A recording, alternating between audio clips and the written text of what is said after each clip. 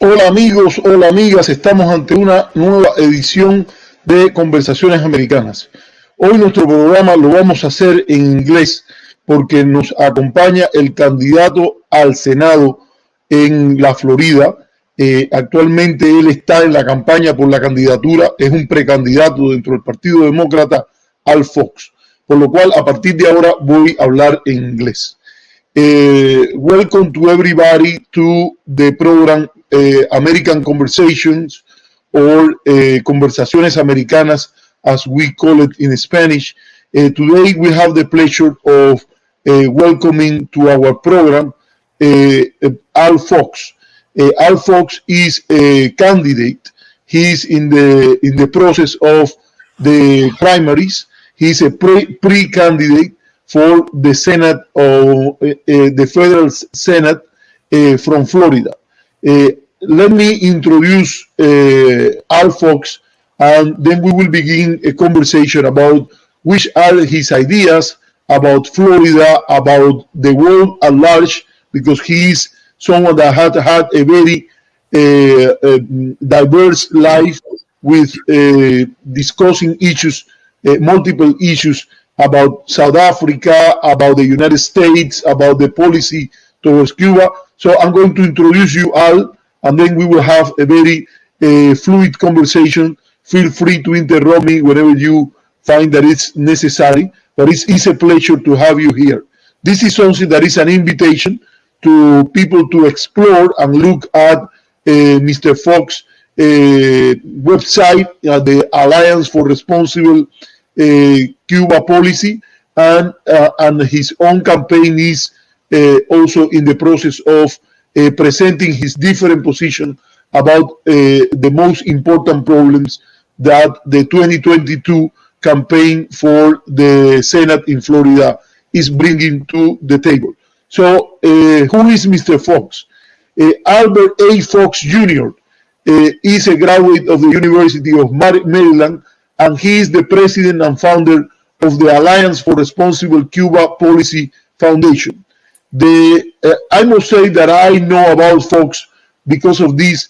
I don't remember when I have the first communication with him, but it must have been around the mid-2000s, probably 2005, 2006, and I contacted him because I was having a debate with Frank Calzón in the U.S. Chamber of Commerce in Colorado, and from then on I have followed his work. And since I think since the creation of the alliance, they have been consistent. Never I have known that he has changed his position in favor of reestablishing trade and diplomatic relations between the United States and Cuba, and particularly the great looking for opportunities of business, cultural exchanges, educational exchanges between the great state of Florida and Cuba. Through his work, Al Fox has led more than 150 legal visits to Cuba in the past 19 years. His visits have included meetings with former President Fidel Castro, now former President Raúl Castro, and numerous meetings with the highest ranking Cuban officials, and visit the homes of many ordinary Cuban citizens. I know people who are academics, people who are artists, people who are social activists in Cuba, and many of them has met with Mr. Fox when he has visited Cuba, and he has been a voice for better relations between the United States and Cuba, and particularly the city where he lives, that is Tampa. I am honored that he's here with us. He recently led a fact-finding trip to Cuba with the St. Petersburg mayor, Rick Kriseman. Also, he has organized visits to Cuba, fact-finding trips to Cuba by United States Senator, Congressmen, governors, American artists, religious leaders, etc. I became a little more in contact with Al Fox because both of us were great admirers of Republican Senator from Arizona, Jeff Flake, with his ideas as a libertarian, inspired by the idea that government should not tell citizens where to go or cut on their freedom to travel. We both saw the coherence, the integrity of first Congressman and then later Senator from Arizona, Jeff Flake. Mr. Fox know very well the U.S. Congress because he served as a senior congressional staff assistant in the United States Senate and the United States House of Representatives. He has been a successful lobbyist and businessman with more than 40 years of experience in the federal government and private sector. Very interesting that Mr. Fox mentioned in a conversation with me that his first experience in the Senate was in 1965 with George Mathers, that was a senator from Florida, a member of the Senate, I think since the 1950s, because he's even mentioned it with many references as the senator from Latin America in the middle of the discussion about the Alliance for Progress of President Kennedy, and also in the middle of the missile crisis that in Cuba we call the October crisis. Well, I think that we have said enough about you, Al. If I remember something extra, I remember now something that is very important, and I would like to talk with you about it.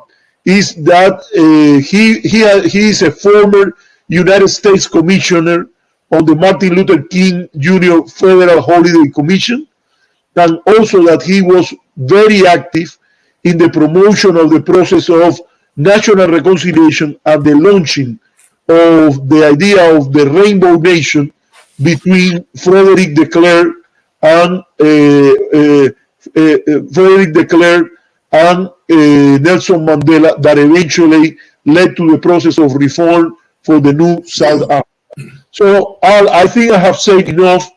If there is something that you want to add, probably I forgot to say that you live with your family, with your wife.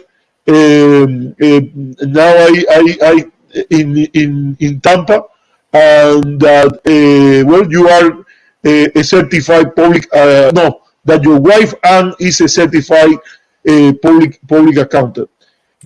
So I think that I have said enough, and we will discuss other topics.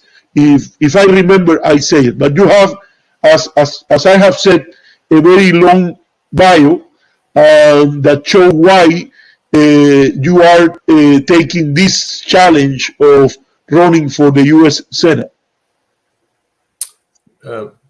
Professor, thank you so very much for that very generous introduction. It's a real pleasure for me to be here with you and to answer questions and to share with you my vision of where I think America is today, particularly in this extremely toxic political environment where everybody seems to hate everybody, and the events of January the 6th, when their Capitol was breached, was very personal for me. I happened to be watching it live, and I mean, when I say personal, I mean personal.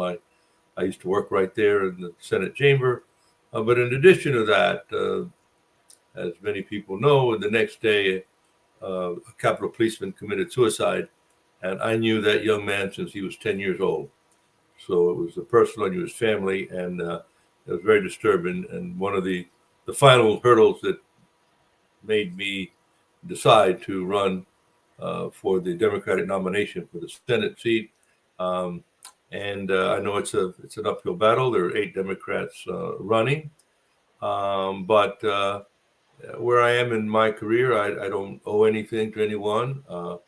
I can't be bought. All people running for office say that, but my record speaks for itself. So I'm delighted to be here. It's an honor to have you. And so, Professor, I'm ready to answer any questions you may have. Well, the first thing that I want to ask you is about your interest in Cuba. You know that most of our audience are people from Cuba and Latin America, either who lives in the people who live in the United States, Latinos who lives in the United States, but also people who are Cubans who live in the island, or Latinos or Latin people from other part of the hemisphere. So the first thing that I want to ask you is why you have such motivation to get involved in such difficult issue like Cuba is.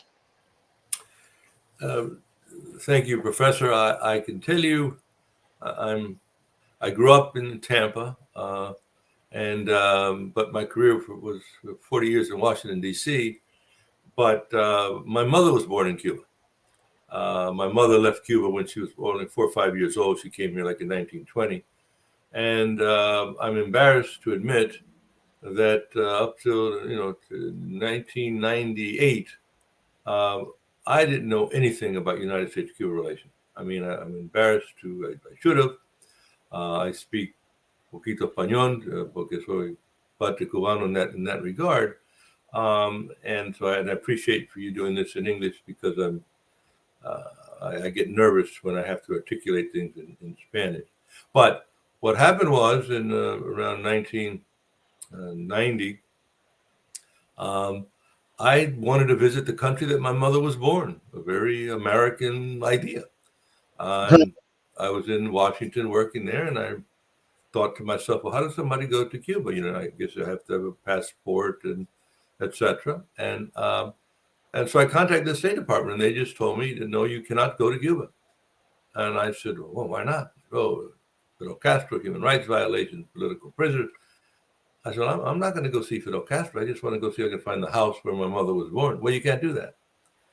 And I remember saying to this person at the State Department, let me see if I understand this correctly. As an American citizen, I have a right to go to North Korea, to Iran, Yemen, to Saudi Arabia, to Iraq, but I can't go to Cuba. And yes, human rights. I said, you're not telling me that there's more human rights violations in Cuba than there is in China and in Iran and in Saudi Arabia. So from there, I just became interested and fascinated. And so I did a little bit of research and a little bit of reading. And the more I did, I realized the less I knew. So to go legally to Cuba, I had to have a license and, as well as anyone, all the hurdles one has to jump. So that's why I formed the Alliance for Responsible Cuba Policy Foundation. And I went to Cuba for the first time in 1999. And I then realized that the gap between the perception of United States-Cuba relations and the reality of United States-Cuba was huge. And it became a cause for me. I've never been compensated a penny by design, because I feel that that's what gives me credibility. When I recommend, things perhaps to the Cuban government, I think you ought to visit with the governor of Idaho. The first thought that might enter their mind would be something like, well, that's just a dumb idea. We're not going to do that. But the second thought that would enter their mind immediately is that we know that this is what Alberto really feels is important to engagement, because we know no one's paying him. He has no clients in this thing. And so to me, that's worth more than a lot of money. Yes. And the next thing I know, Professor, 20 years have gone by.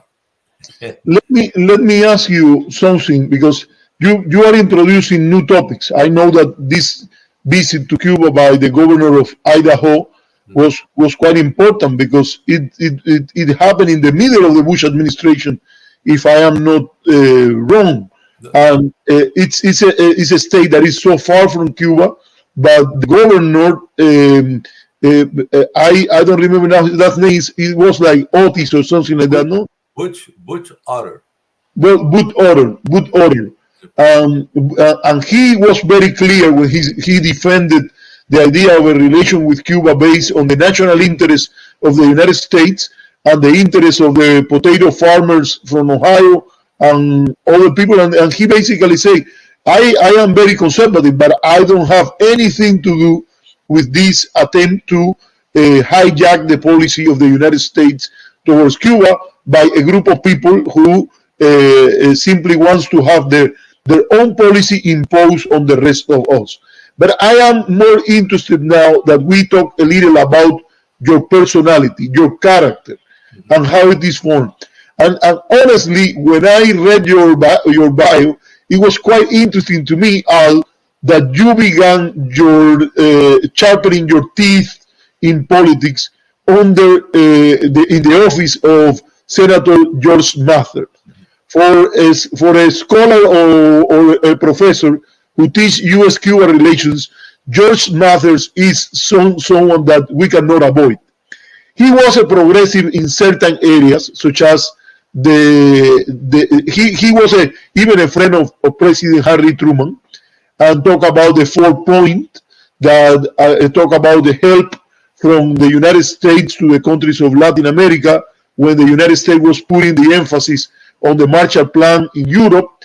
He also, George Mathers also was in the line of in favor of a southern senator in some sense, because Florida is a southern state in some way, yes. But he was coming from Key West, but he advocated for civil rights at a critical moment. But at the same time, he was the one that claimed that he knew Fidel Castro from the time when he was in Bogota, when the OAS was launched, and he said that from the beginning he knew that Castro was a communist and advocate a hard policy toward the Cuban, against the Cuban Revolution.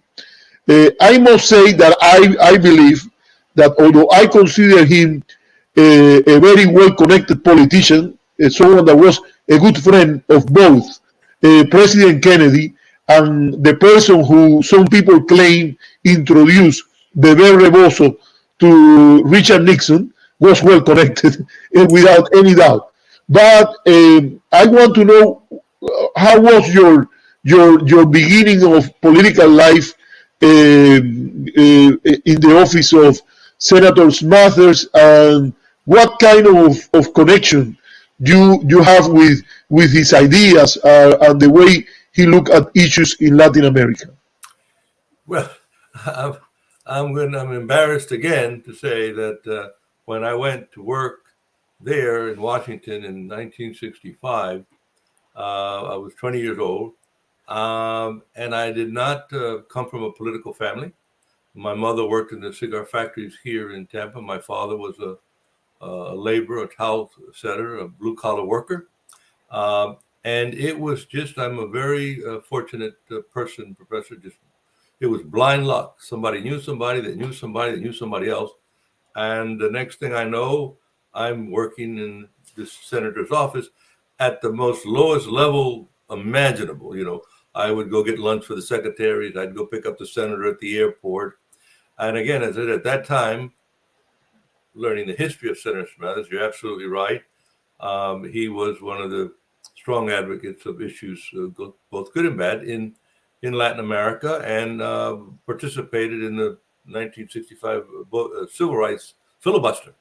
But he was one of these magical people that from the day he arrived in the Congress, as you pointed out, he was friends with Harry Truman, President Eisenhower, and whenever you see the picture of President Kennedy's wedding, they're all out on the Hyannisport. Senator Mathers is in that picture. He was part of the wedding party. So he was a very close personal friend of President Kennedy. So I realized within a matter of weeks after I arrived in Washington, I had no formal education.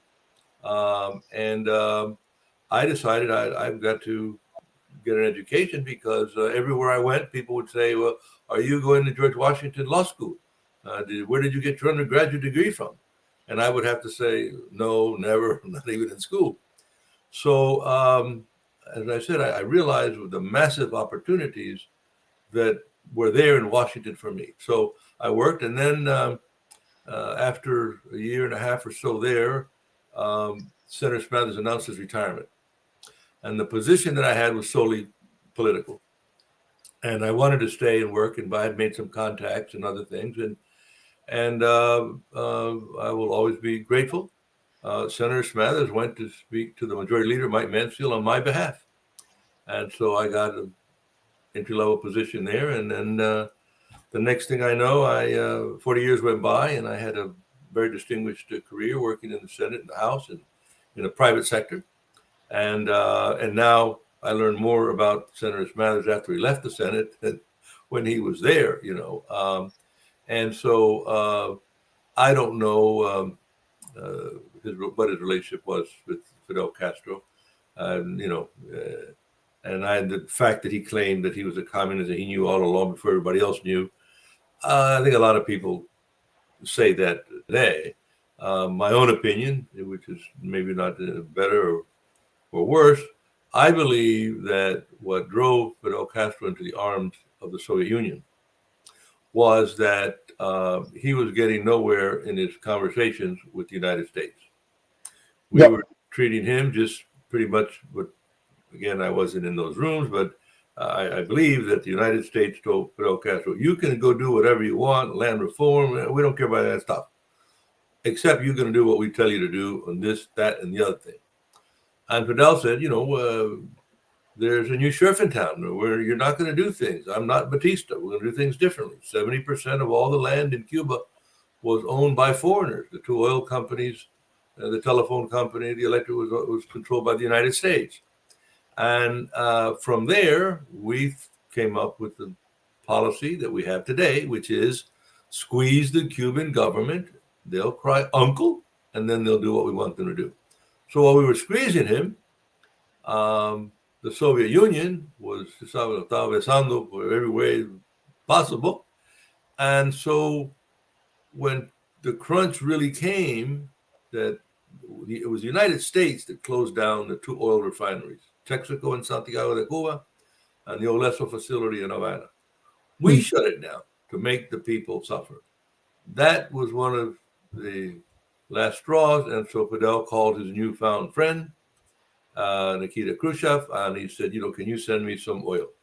And up until that point in time, which was mid to late 1959 or so, there was not a run in nationalizing everything in the country.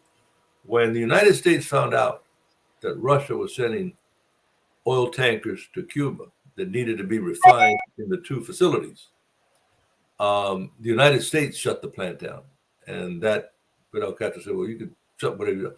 I'll nationalize. So that's when he took over and it started. And here we are 62 years later with my great country. And I don't take a backseat to believe in anyone greatest America. Someone that was a real insider in this drama that you described, Nikita Khrushchev, said more or less that the American pushed Castro into his hands in the idea that by not giving an opportunity to build a relationship between a nationalist Cuba with clearly a leftist orientation, but still not decided to an alliance with the Soviet Union, by pushing Castro, the United States create a great problem in its own backyard.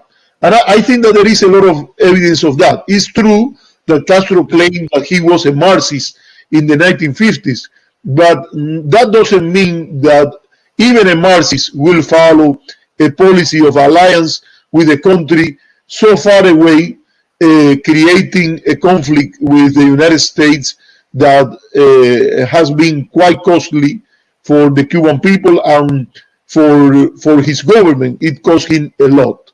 I think it's a good way to describe it. Al, what was your impression when you meet Fidel and you meet Raúl Castro? I had participated in 7 meetings with Fidel. the purpose of the meeting was not for me to meet him. The purpose of the meeting is when I brought the governor of Idaho, when I brought this congressman, a very important congressman. I brought the American artist Leroy Neiman to paint to Fidel. So, and these were delegations, typically, 7, 8, 9, 10 people. And Fidel would always, when the opportunity presented itself, he would meet with everyone. And after 3 or 4 of these meetings, I felt more comfortable to participate because he knew me, and his interpreter was a lady named Juanita, who's a remarkable human being because, Fidel always used an interpreter, but he understands English and he speaks English. And actually, he spoke to me one time in English, very briefly. He even spoke English in Meet the Press, Yeah, that was that was early on in 1959 or something. Yeah. Yes. So, but I'll give you one exchange that I had. I asked him, and we have a meeting with Fidel. It's like the senior prom professor. You want to do it once, but you don't want to do it every day because you sit around the table for 3, 4, 5 hours. He starts talking. He just starts talking, And so in one of these occasions, I was with the congressman from Tennessee, Congressman Tanner, who's a very senior member and former Senator Discuten, and we're sitting around talking. So after about 2 hours, I said, Mr. President, I'd like to ask you a question about a school of thought that exists in my country. And maybe you heard it. And the school of thought goes like this, that you actually like the blockade, the embargo, because it gives you a reason to go to the Cuban people and say, we don't have this and we don't have that because of the blockade and the embargo. And he stared at me very dramatically and he says, of course I've heard that argument. And then he says, pero Alberto, he said, I thought you were smarter than that. He says, do you realize what you have said? He goes, you have said that Fidel likes the blockade, likes the embargo. And that's why the United States keeps it in place to make me happy. Follow the logic, that's why I said, okay, Mr. President. I said, there's another school of thought in my country. Maybe you've heard this one. And it goes like this, that when this embargo blockade is removed and Americans can come here freely and talk about private property and entrepreneurship and spend millions of dollars, your government can't last 7, 8, 9, 10 months. And he looked at me and he goes, then what's the problem? He goes, and very sternly, he says, you lift it, I'll take my chances. Now, again, the United States would never meet with him. And the reason for that is the same reason all the Southern governors never met with Dr. Martin Luther King. Because if you meet with someone, you just might agree on something, on the day of the week, on what time of day it is, is it raining outside? It's not raining. But if you never meet with them, you're never going to agree on anything. And so there's where I'm critical of my great country. And I said, I don't take a backseat to believe in anyone. And part of, in the very initial stages that forced him also into the arms of the Soviet Union, is that immediately in early 1959, the very wealthy of Cuba knew that, it was going to be different for them in many quarters, the Falhul family and others. And well, they already had homes in Palm Beach. They had apartments in New York, Bacardi rum. So the wealthiest of Cubans at that point in time immediately came to the United States and immediately started giving political money to senators and congressmen to support them. Exactly.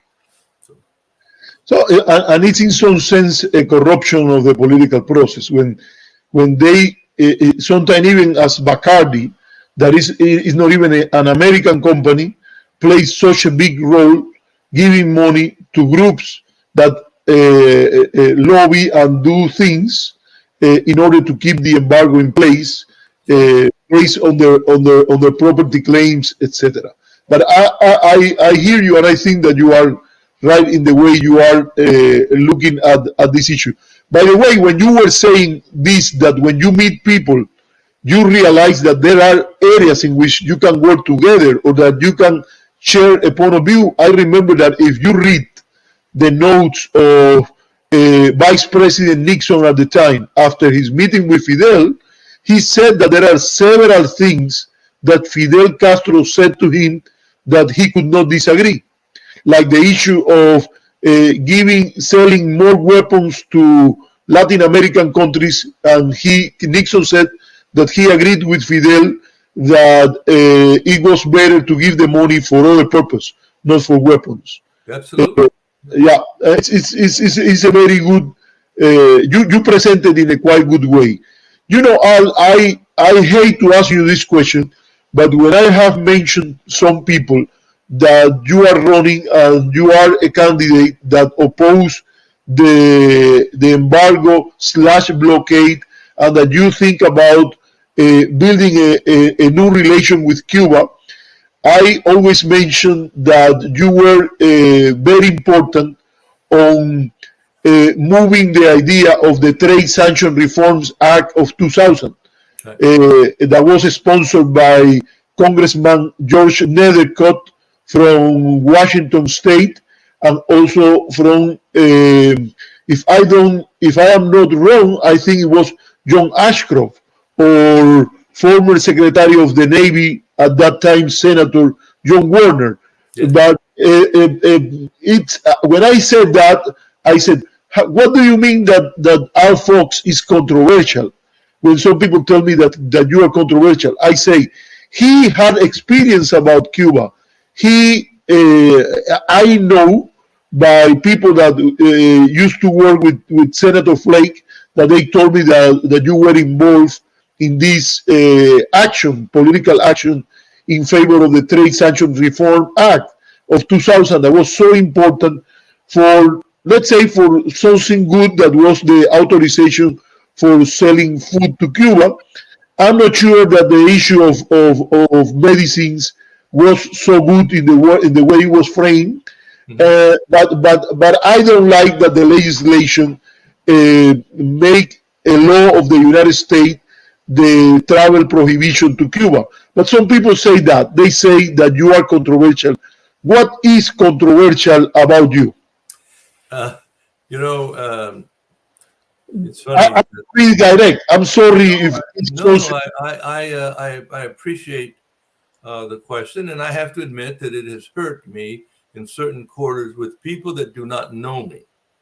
Once you get to know me, and how I get the term controversial is when the local, like I call them here, the Jorge Mascanosa types, the Luis Pascual Garilli types, the Orlando Bosch types here in Tampa, when they found out that I had participated in a meeting with Fidel, it wasn't me, they immediately, of course, did not like that. They don't like anybody to go. And so they immediately started that I'm a communist. Okay. And, when you label someone a communist, and the people that know me, I'm the furthest thing from a communist you could think of. Okay. I'm a capitalist. I believe in capitalism. I think it's a great economic system. However, it has an Achilles heel. And the Achilles heel of capitalism is greed and money. And so and when I formed this alliance, and when I identified Jeff Flake as a freshman member of Congress, I'm the one that took Jeff Flake to Cuba the first time. And, wow. And he was pressured. Why I admire Jeff Flake. Picture, he's a freshman Republican, and the Speaker of the House at that time, Newt Gingrich, and the Majority Leader, Tom DeLay, told Jeff Flake, "You're not going to Cuba." And Jeff Flake stood up as a freshman, and he said, I want to know more about this issue. No one's ever going to accuse Jeff Flake of being a communist. So when he came back and wrote one of the first travel ban amendments, and a hell of a lot about this by mentioning Congressman Nethercutt. And what happens on the issue of Cuba, Professor, is that people don't realize that Cuba is a big bargaining chip. George Nethercutt had put into the appropriations bill the freedom to travel. And it passed the House of Representatives. It was in the appropriations bill. And when it went to the conference committee, because the Senate didn't have that version, they had to iron out the differences. Tom DeLay, the Speaker of the House, the Majority Leader of the House, went to George Nadeau and he said, you've been pushing this Cuban nonsense too far. You're making a lot of enemies doing this. I don't want to hear anything about freedom and right to travel. But you have been seeking a special appropriations for your apple growers in the state of Washington. You dropped this Cuba project in the conference committee, and I'm going to get you that money for your people. So it is always a bargaining chip. You mentioned the Trade Sanctions Reform Act. When the local, like I call them, when they realized that this was going to pass, and they're very good at this. They're better at it than we are because they all speak with one voice. Lincoln Diaz Ballard and all that crowd and Lena Ross Latham. When they saw that the Trade Sanction Reform Bill was going to pass, they then started putting roadblocks. Okay, American farmers can sell their products to Cuba, but they cannot use a United States financial institution. But they have to pay cash and in advances it, knowing that would kill the deal. Fidel Castro himself, when that law passed, issued a public statement in which he said that the Cuban people and the Cuban government will never buy a grain of rice under those insulting conditions. And you may remember. Let me tell you, I am an American citizen now, and I'm very proud of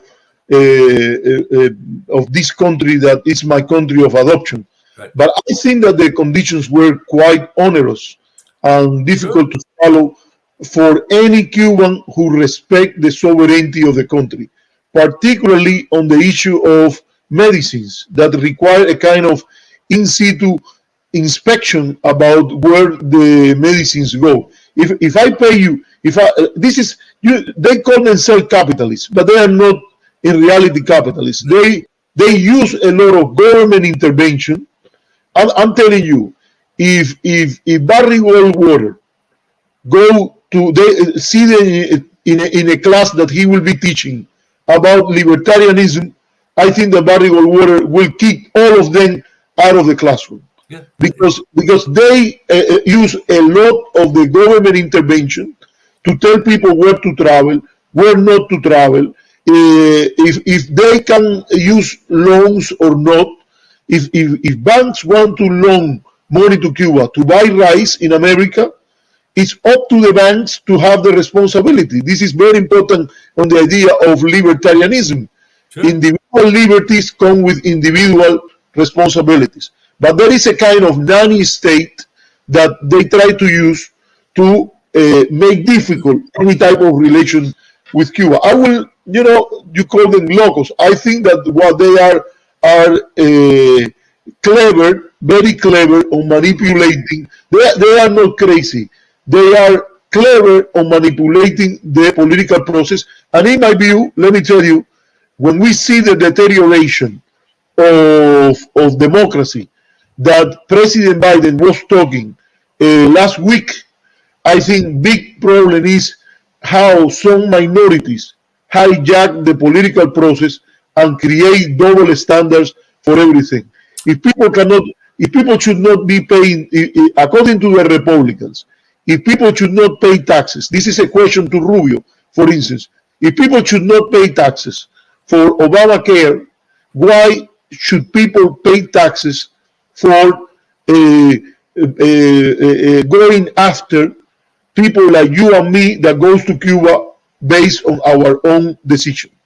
Or going after an old lady biking and bringing Bibles to Cuba?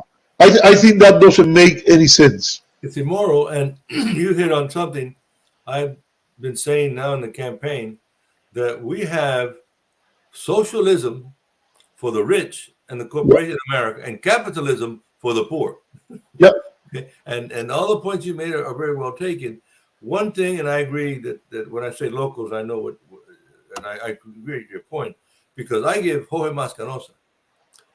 I mean, this man was a genius in understanding how to make government work for him. Exactly.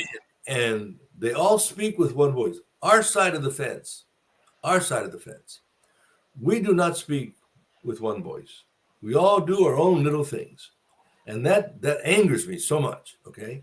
we have, I don't know how many groups have been formed over the years. You and I talked the other day about, Engage Cuba. And if that energy and that money had been put like Not my favorite group, by the way, but to be clear, not my favorite group. well, they and I don't, well, again, we're in agreement. I've tried to consult with them. They came, picture this. They came to Tampa, Florida to hold a meeting, okay, to recruit people and get them to join QA. And I get a call from Cabaños, and he said, Albert, you know that there's a meeting in Tampa at 7:00 at this restaurant? I said, no, sir, I don't think anybody ever heard about it. And he said, well, Cuba Engage is organizing, and they've been coordinated with me. And how could they not call you in Tampa? I said, Ambassador, all I can tell you is I don't know anything about the meeting. This was like 3:00 in the afternoon. At 4:00 in the afternoon, I get a call from one of the Engaged Cuba people, named not Williamson, but the other fellow. Oh, Al, I don't know if you know, we're having this meeting at 7:00 at Malio's restaurant, and you definitely have to be at this meeting. That tells you, okay. And the only reason they did that was that Cabaños said, you got to invite this guy. He knows more about what's going on in Cuba than they do. And what they sold, one used to be the former chief of staff to Senator McConnell. So everybody got excited about, well, now he's going to be able to. The one thing you learn in watching it, sometimes a person like that is going to do less for you, because I wasn't in the room when Williamson went to talk to Mitch McConnell, but I can tell you the conversation went like this. Hi, Senator. How you doing? I haven't seen you. Well, by the way, I'm starting this new project dealing with Engage Cuba and to seek rapprochement with Cuba. And Senator McConnell said, Williamson, look, here's the deal. Don't waste your time talking to me about that. I'm in cement. I'm not going to change my mind. Let's talk about something else. He said, it was done.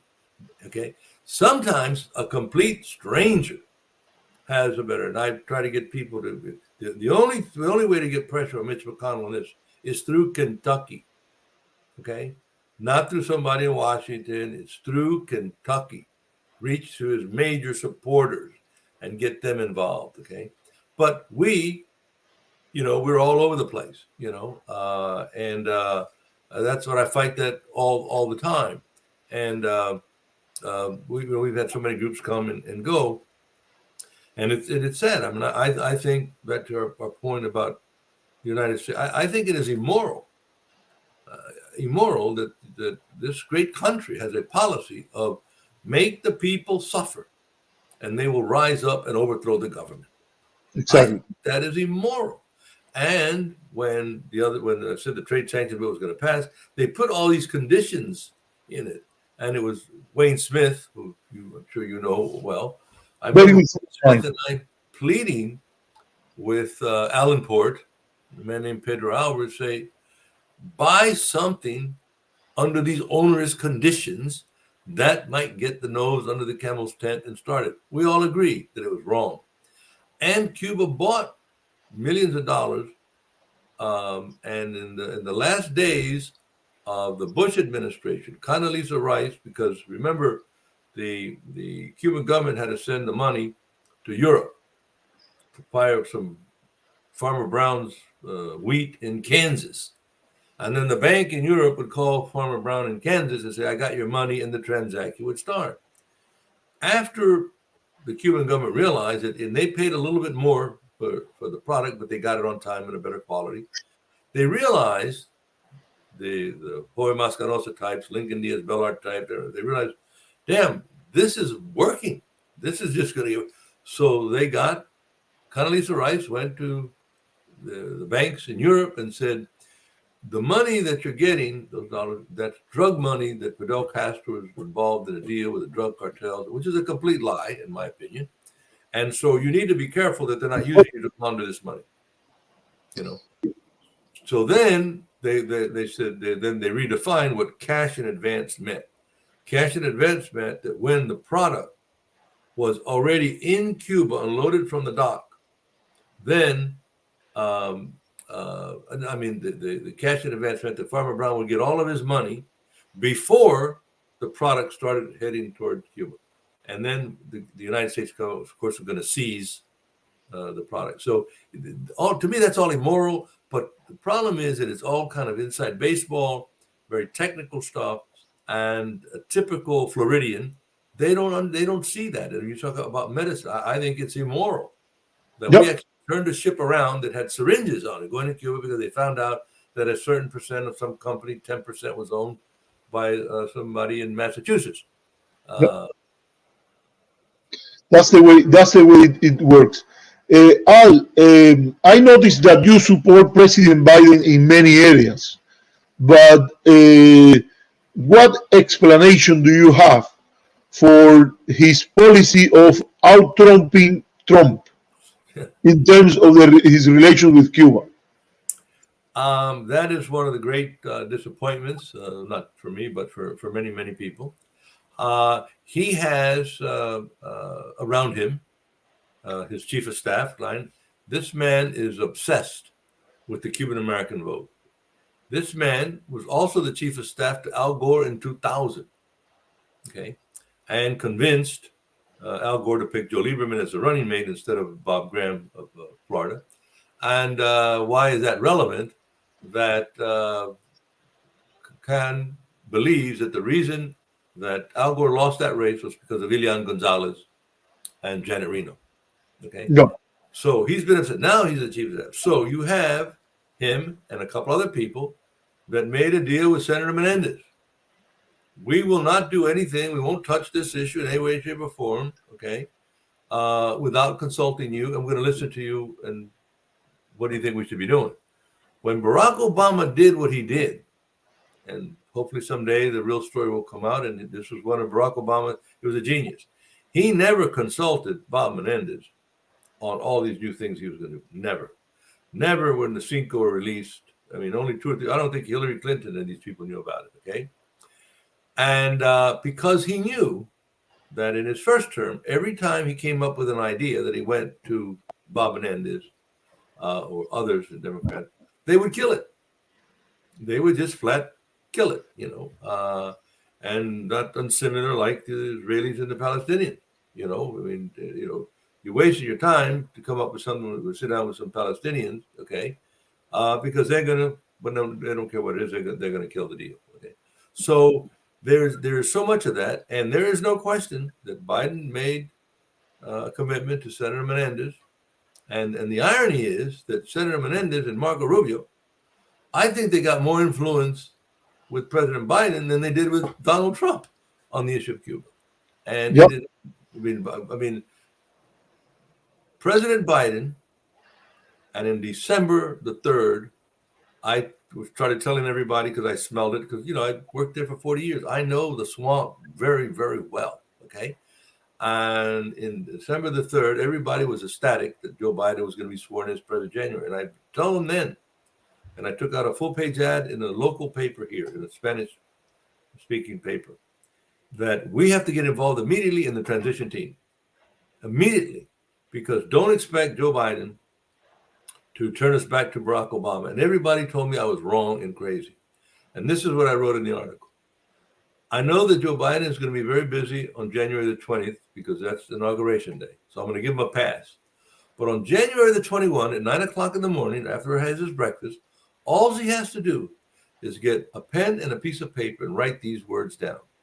Effective immediately by this executive order, I am rescinding all of Donald Trump's executive orders related to U.S. Cuba policy, period, signed Joe Biden, and we go back just like that to where Obama left off.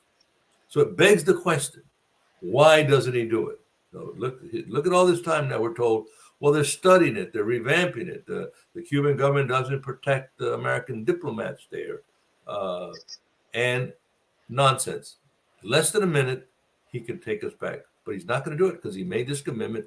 And Menendez, people say, because he's the chairman of the Foreign Relations Committee, okay, that the Biden administration needs his help on lots of areas. And what I find disgusting is that as chairman of the Senate Foreign Relations Committee, he's a leading advocate for strangling Cuba, and he has never been to Cuba to see Cuba for himself.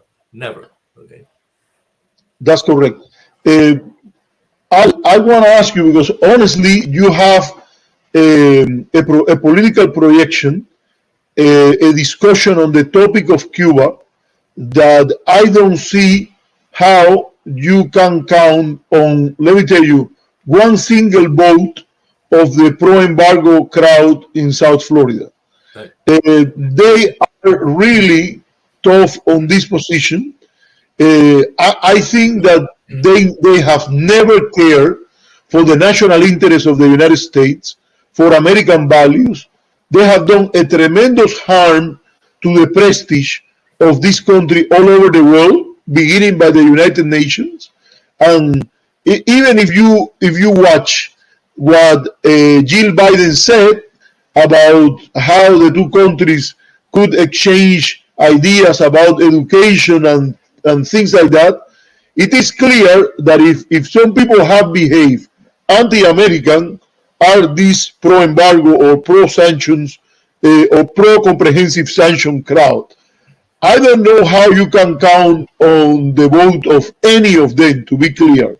So what is your electoral strategy in a voters bloc that is so important in several counties, Broward, Dade County, even in Tampa, there is a very large West Palm Beach. Yep. There is a quite large Cuban American community, and the last polls say that many of them are in favor of some actions of engagement, but not the total lifting of the sanctions. So what is your electoral strategy toward the Cuban American vote? And if you want, I would like to ask you also about another big Latino bloc in the state, that is the Puerto Rican state. And we have some Puerto Ricans that are following our programs, and they have been asking us about Cuba, Puerto Rico, the idea of good relationship between the United States and Cuba that might open a door for people from Puerto Rico to invest in Cuba, promote cultural and educational exchanges, not only with Tampa, with the Tampa-Orlando corridor, but also with the island in the Caribbean. Professor, thank you. It's a very important question for my campaign. I was in Key West on Friday, and I'm just excited. The visit went extremely well, and this question was posed to me by someone there. I have been to Miami 4 or 5 times now, and I went down to Miami. I had a meeting with the chairman of the Democratic Party, Manny Diaz, and this is my view. And every time I visit Miami, I don't go to Versailles Restaurant, I don't go to the Freedom Tower, and I don't go to the Bay of Pigs Memorial. I have no intention of ever going. I have no intention to court that vote in any way, shape, or form. I think that vote, the importance of the Cuban American vote, is grossly overrated. Okay? And no matter what I do, if I went to Miami tomorrow and went to Versailles Restaurant and told everybody there, I'm going to do from now on what you want me to do, and I win the Democratic nomination, on election day, Marco Rubio is going to get 70% or so of the Cuban American vote. So why waste any time with them? Okay? You talked about the Puerto Rican. I want to come back to that in a second. I want to finish my thought on this thing, that as goes the Cuban American vote, so goes the election. Everybody says that. Everybody believes it. The media talks about it. Okay? And I had a discussion about 3 months ago with a friend of mine in the White House, and they said, "Oh, we got to get the Cuban American vote. Isn't it great? We have a chairman that's a Cuban American and head of the party." I said, "Chairman who quit the Democratic Party and trashed Janet Reno publicly, and I can tell you that Manny Diaz, and I think he's a decent human being, but he first is the chairman of the extremists in the Cuban American community, and then second, he's the chairman of the Democratic Party." Okay, and so what do I mean by that? Okay, no matter what, if I spent $1 million a week advertising on Cuban radio and Cuban TV and Cuban newspapers down Miami. On election day, I'm going to get between 35 to 40% of the Cuban American vote. And if I do absolutely nothing, never go to recession, don't do anything, on election day, I'm going to get between 35 and 40% of the Cuban American vote. Now, Joe Biden, they're obsessed with the Cuban American vote. He got less than Barack Obama and this and that and the other. And I said, yes, he got less. He got, I think, 38%. But so what? And then I said, and he also lost the state of Florida. And then I said, but so what? I said, I don't need to remind you that the president of the United States is a man named Joe Biden who got 8 million more votes than his opponent. So this perception that you have to do what this voting bloc says, I will take a majority of the Puerto Rican vote right now. And I'm for Puerto Rican statehood. I think that the Puerto Rican vote could be in the next election, is going to vote in bigger numbers than Cuban Americans vote. It is a perception that they sell, and I'm just not going to buy into it. I'm going to go, as a result of my visit to Key West, I want to visit with the Haitian community in Miami, and I want to visit with I want to get, and this is, you look at Joe Biden. Joe Biden got only 38% or so of the Cuban American vote, but he got 51% or more of the Puerto Rican vote, Mexican vote, so of every Spanish speaker except the Venezuelan vote. I'm not going to get a majority of the Venezuelans vote because the Venezuelans have taken a page right out of the Cuban playbook of Hoy Mascarosa of 1959. Come right, I never, in all the years when I was in Washington, D.C., I never heard anybody talk about the poor people in Venezuela. Nobody cared about the poor. All of a sudden, a guy comes in and not going to play ball with the United States and has some different ideas. So all of a sudden, we're worried about the poor people in Venezuela and their election. And they're doing the same thing. There's a lot of Venezuelan money in Miami that goes to Debbie Wasserman, goes to Nancy Pelosi. The best example, Professor, you remember when Donald Trump spoke and Nancy Pelosi was sitting and she's mimicking and she's grimacing and she's making faces. And remember, she tore up the speech. Remember that very famous scene in the game? Go back and look at that. And then Donald Trump, everything he was saying, she didn't like it. And then he said, and we're so honored tonight to have the president of Venezuela here, Guajardo, up in the gallery. And Nancy Pelosi jumped out of her chair and she started applauding so hard, I thought she was going to break her hand. So it begs it, why is that? Because these Venezuelans took a playbook out of Hoy Mascarosa, give money to everybody, give it to the Republicans and give it to the Democrats. And so that's all the whole thing about Venezuela. And I think my country is wrong about that as well. So the answer to your question is, I feel comfortable, I feel confident that if my campaign is a success with all Latino voting groups, other than Cuban Americans in Miami and Venezuelans in Miami, I don't need that vote. I really don't need that, which is one of the reasons why these people say that I'm controversial. They find it insulting, and I think that those in your personal life and in your business life, if you made every decision, Professor, based on hatred and vengeance, more often than not, you're wrong. Yep. That's what the Cuban Policy is all about. That this is about hatred and vengeance. Okay. Let me tell you, Al, that I think that it is proven that candidates who have taken a position in favor of changing the policy towards Cuba has got more Cuban American vote than those, more Cuban American Democratic vote, not more Cuban American vote in general, but more Cuban American Democratic vote than those that kowtow to the ultra-right wing groups that are promoting the blockade, the sanctions.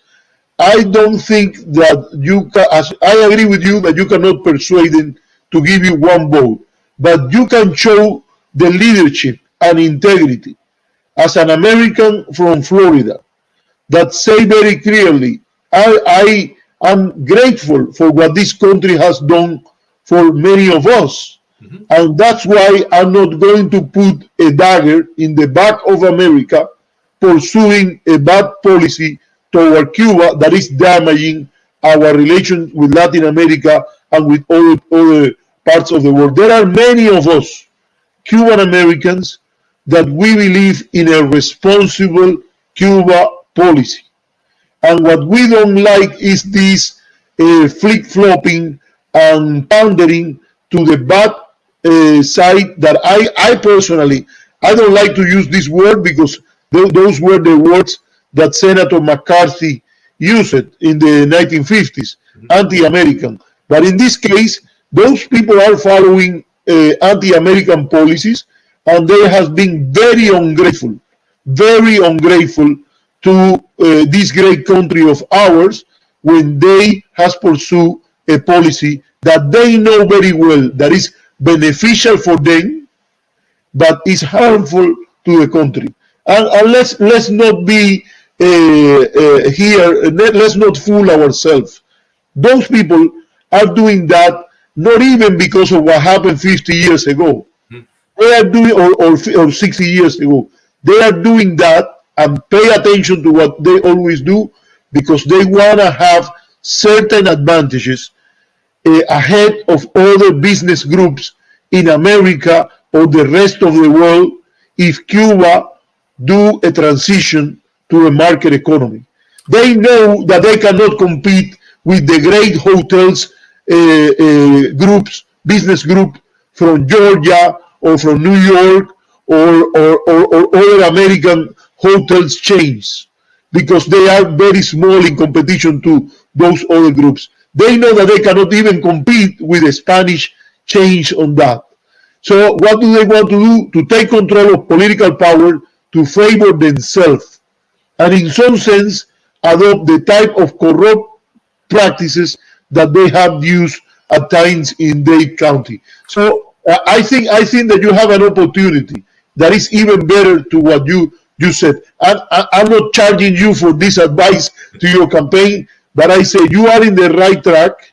It might be hard because it's a long shot campaign, almost in my view, because all the establishment, including Manny Diaz, are favoring Baldwin, who need to be very grateful of Biden and the campaign, those advisors, because they mentioned her, not because she was really one of the persons that they were counting for the position of vice president. Canada was in a very good, better position from the beginning. But what they are doing is they are connected with the establishment and with the people that control the Democratic Party of Florida. But who knows? And I'm telling you that you are bringing the issue of the Cuba policy to the table and to the discussion, and you will do a great service, well, not to Cuba, to the United States. Exactly. Florida, because this campaign need to have the topic in front of the voters. That if you do that, you will force people to take a position about this issue. So you either are with the pro-sanctions, anti-American position, or you are with the great interest of the United States and the state of Florida in this campaign. That very well said, and I don't. I feel a little bit bad for Val Demings in the sense that she is a creation of the National Democratic Party, okay, and in the Congress, and she got high mark in the impeachment hearing. She was very, she makes an attractive presentation, but she's not ready for this. I mean, she's literally is not ready. She spoke at this event that I spoke. My friends in the Democratic Party allowed me to speak at the Kennedy King dinner Saturday night. Val Demings was the main speaker, and everybody was buzzing. You have 8 Democrats running, and they all are angry that the National Democratic Party and the state Democrat appointed Val Demings as a keynote speaker, giving her this special, and they introduced her as running against Marco Rubio. She's not running against Marco Rubio. No. She's running right now. She's running against other people. And I thought her remarks, and she's on the issue of Cuba, she's just like Marco Rubio. Okay. And then she doesn't know, she's one of these people calling for repealing of the filibuster, and she has no idea what she's talking about in Senate procedure. So she's given everything to say that all this money they raised it nationally. And there's a lot of us, I know something about this business, and you can smell certain things and you can feel certain things. And there's just not this great excitement. You have 7 candidates running. Okay. And my point was from the very beginning, if she's this great candidate, then fine. What Valdemings ought to say for the unity of the Democratic Party is, I'm running in a Democratic primary. I hope we can all have a clean race and not a negative campaign. And the last person standing to get the most votes, I hope we'll all rally around that person to be the nominee of our party. That's what you ought to say. Because the reason that we have a primary system, Professor, is to get the decision-making out of the back smoke-filled room. Well, now the only thing the National Democratic Party did in the White House and the State Democratic Party is do it in public. We're going to appoint her. Well, what does that mean to the rest of the people? I can tell you my wife is very upset. Some of my fans are very upset. We had a candidate from Orlando. He's a young man. He's 36 years old. He's running. I've met with him several times now. His name is Josh Wheel. You should never mention your opponents. But he's a strong, very talented young man. And he came to the Kennedy King dinner, and they would not even acknowledge him that he's a candidate for the United States Senate. I got to speak, un trimaco, as they say, because I didn't speak as a candidate for the United States Senate. I spoke as someone who personally knew Dr. King and to share his legacy. But I tied it into Dr. King's great ability was to get people to speak with one voice. When we are not speaking with one voice, our party, okay? This again was the genius of the Cuban American National Foundation. They speak with one voice. We're all over the place. And so I believe that if Valdemings is the Democratic nominee, I don't think she can defeat Marco Rubio. I really don't think that's going to happen. I am not against her. I'll be very clear on that. I'm not against her, but I defend democracy as a process. Yeah, no, I'm not. I mean, if she wins this thing, obviously I'm not going to vote for Marco Rubio, of course. Well, okay, Professor Perdomo, by doing it this way, it costs the party more money, wastes a lot of money, and it creates divisions among Democrats. If she's this great candidate that can beat everybody, okay, good, let her beat everybody. That's what I say. That's the same thing I say. Democracy is not an outcome. Democracy is a process. And in the process, there should be a primary. This is not a coronation. Mm-hmm. It's a competition, a contestation of different views and ideas about who should be the Democratic nominee against Senator Rubio. And I think that there is always the risk that in the process, a lot of damage could be caused to the party. And I think that's very clear. It's an open primary. Let's remember that. It's an open primary, and a mismanagement of the process will have an impact not only on registered Democrats, but also in the independent vote that is so important in the state of Florida to win the Senate that the Democrats lost for quite a long time. The other thing with so many people in the race is that somebody can win this thing with 35% of the vote. Yeah. Okay? And I'll tell you, if Valdemings once, I've tried to call her 4 times, she's never returned my phone call. But if I would love to meet with her, and if she says to me, Albert, will you help me win this race if I take your position on U.S. Cuba policy?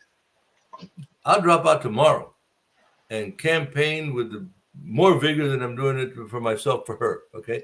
Because she's just wrong, and I hate to see someone like her who has she has a distinguished record. I have no problem in supporting her generally, but I see now what they're molding her.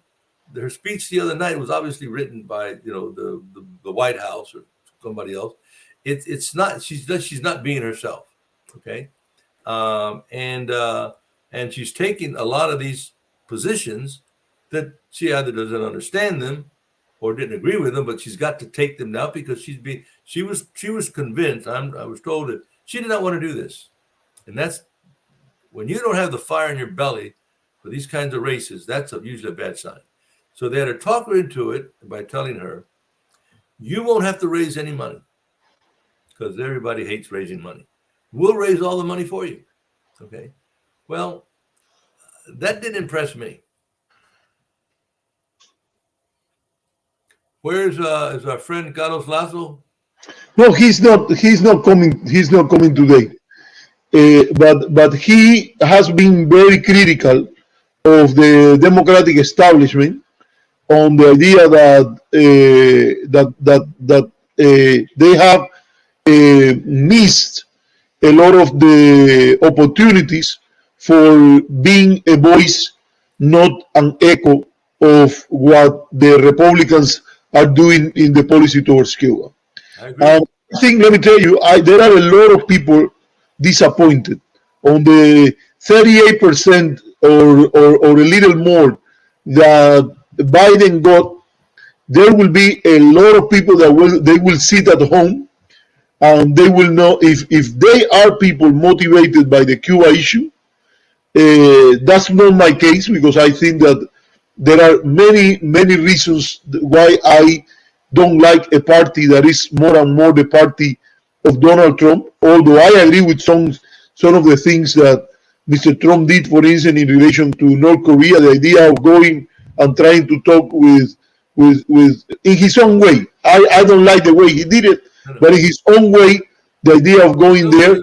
I am a great supporter of the Abraham's initiative that his son-in-law, President Trump's son-in-law, was critical on opening good relations between Israel and the Gulf states. Mm-hmm. And he was very close, by the way, with Saudi Arabia, that if Saudi Arabia and Israel establish relationship, this will be very good for the U.S. policy in the Middle East, for Israel, for the world, yeah. as you said. But I think that particularly in domestic politics and in very important areas of foreign policy, Mr. Trump was in the wrong side of history, clearly. Yeah. Yeah. And it looks, by the way, that he's coming back and he might be able to get the nomination of the Republican Party. But in any case, Al, we have been talking time has gone very fast. We have talked for 1 hour and 15 minutes. Okay. And I think that this is just the beginning. Let's keep in touch. And I hope that you can come again to our program. I think that it will be good if you can tell us what is the website or the place where people can go and learn about your candidacy, your positions. If they want to donate money to your campaign, they can do it. If they want to invite you in Florida, because the place where this program has more followers, more than half the followers of these programs are in Florida, according to the statistics that I have been looking at. And perhaps some of these people would like to contact you and they would like to invite you to talk. I can say that you speak Spanish quite well. And also not only the people that... Estoy practicando. Está practicando. Yeah. Yeah, well, it looks like your mom did something good when she teach you that the best Cuban and the best Americans are the ones that promote good and constructive relationship between the two countries. So is there any way where people can learn about your positions that you can share with us now? You can go to, it's Albert at Fox 4, the number 4, Senate.com. Okay. Howard at Fox, number 4, Senate.com. And I'd Okay. be delighted to and I try to respond to everyone. As I said, I was very excited about my visit to Key West. I made And by the way, Cuban Americans in other states, if they like the positions that you are taking on the policy towards Cuba, they can also contact you and support you. Yes. This issue is a principal part of my of the campaign, but also I feel I have a lot more to offer than Valdemi's on immigration. You know, I know much about the immigration policy of this country. I helped participate in the 1986 Simpson-Mazzoli bill, so I know everything that's going on the border and how we can solve it. Perhaps I'd like to have that discussion another day. And then on the environment, I participated in the first Earth Day celebration, April 1970, on the Mall. So all environmental groups, when I tell them that in Key West, when I told them that, they said, "Wow, you were there." And I said, "I walked in the mall with the founder of Earth Day, was a man named Gaylord Nelson." Professor, before I let you go, I want to say one thing. I have something to say in addition to that, and it's an experience that I forgot to mention at the beginning, but it's an important experience that you can help in the case of Cuba, and it is that you were connected with the process of helping from outside the process of reconciliation and moving ahead in South Africa. Let's remember that different from Senator Helms, who was supporting the apartheid regime, let's remember that the people who support the embargo, the sanctions, were in bed politically, day, night, and evening with Jesse Helms. Well, someone like you who were in favor of reconciliation and the regime of apartheid be dismantled in a gradual, peaceful way, as Nelson Mandela wanted, have a very extraordinary experience for the moment that Cuba lives now. It's very important that a voice like that look at people not as enemies, but potential partners in the building of a new nation, be part of the conversation. I'm saying very clearly that you can bring in a debate about Cuba, someone with your experience can bring a lot to a conversation that is so important to the state of Florida, because it's where the neighborhood between Cuba and the United States begin. Thank you. I appreciate that. I agree with not only that, I agree with everything you said, and I find myself in complete agreement, except I'm going to say where we disagree, and that is on Donald Trump. Yeah. Donald Trump is finished in American politics. He's going to wait to the last minute to tell us that he's not going to run for president for one reason or another. Donald Trump, 75% of the Republican Party they hate him. They hate him. But you say, well, then where's this power coming from? The power comes from that he has 20 to 25% that he controls. That's a fact. But he's such a mean, vindictive person that any Republican that comes out and says anything contrary to him, he will find someone to run against him in that state. And so they don't want to deal with that. Okay. But as time goes on, more and more the American people are going to see. And there's no way that Donald Trump can ever get the Republican nomination again, in my opinion. So I'm really out on the limb there, Professor. Okay. Well, let me tell you, this is a great way to finish. Okay. I would be very happy if I lose this bet with you. I am not his supporter or anything like that, but I think he is the party today is his party. And look the treatment that someone like Liz Cheney, daughter of former Vice President Cheney, and even a Cuban American, Anthony Gonzalez, who was very courageous when he voted in favor of the commission to investigate the sedition against the first branch of the Republic, where you worked for many years, and Anthony Gonzalez is now retiring. He's not running for re-election, in part because Trump has endorsed his opponent. But that's a very good way to finish. Okay. Thank you for coming and talk with us. We hope that we wish you good luck in the campaign. Hope that you can have the opportunity to debate those issues, at least among Democrats. Who knows? I will be very glad to see not an echo, but a voice in contrast to Senator Rubio's position on Cuba.